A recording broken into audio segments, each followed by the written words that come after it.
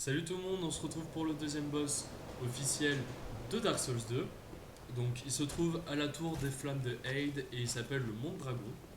Donc pour y aller, je vais pas m'embêter, je vais rusher les mobs, je vais même pas les taper. Donc comme vous voyez, je viens de mourir à cet endroit juste avant, je suis tombé dans le trou comme une merde. Et j'avais comme projet de tuer les géants et de vous montrer justement comment les tuer, mais au bout de deux fois ça m'a énervé. Donc le boss, c'est la deuxième fois que je le tentais. Donc une fois j'avais perdu, hein, il m'avait tué bêtement en plus.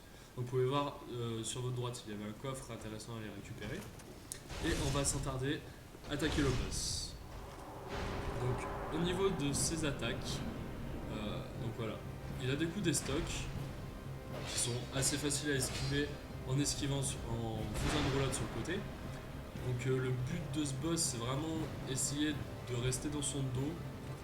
Car comme vous voyez, il a des attaques vraiment lentes qui va vous permettre d'enchaîner de 2 à 3 coups derrière suivant votre arme et votre rapidité. Donc voilà, il faut bien rester sur le côté. Quand il attaque, quand il prend sa lance et qu'il la met au-dessus de sa tête, en général son attaque va être plutôt lente, donc vous pourrez bien enchaîner.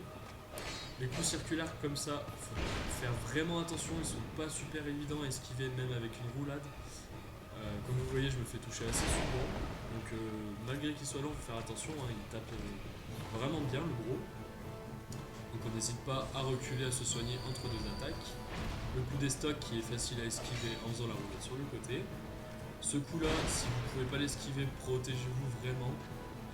Moi je suis pas trop pour le fait d'aller contre les boss, de prendre l'arme à deux mains et d'y aller sans bouclier.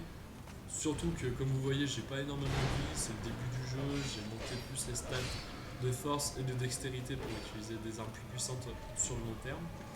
J'étais aussi en train d'augmenter ma foi, parce que j'allais bientôt débloquer la lance de foudre qu'on va pouvoir acheter au PNJ qui se trouve à côté du feu de camp, juste après ce boss justement, et qui je crois coûte 6000 âmes, je crois, ou 8000, je sais plus. Je crois que c'est 6000.